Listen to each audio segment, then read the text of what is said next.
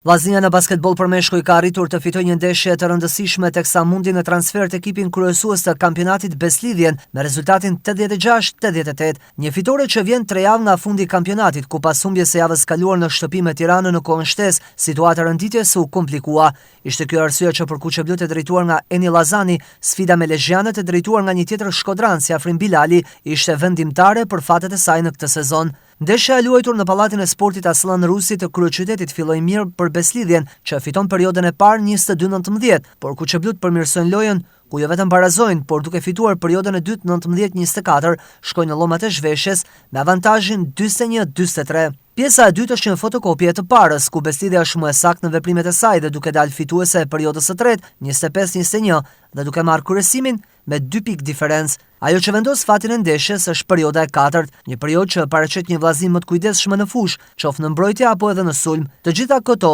bëjnë që perioda e katërt të fitohet në shifrat 20-24 dhe duke bërë që rezultati përfundimtar të shkojë 86-88 në favor të vllaznisë. Spikatin më të madhe në këtë ndeshje për Kuqeblut e bëri amerikani Tucker me 25 pikë, për të vijuar nga Uring me 15, Shestani me 13 dhe Walton me 12. Fitore kjo që rikthen besimin dhe shpresën që në javët e mbetura vllazniet përmbush objektivin e pjesëmarrjes në fazën play-off.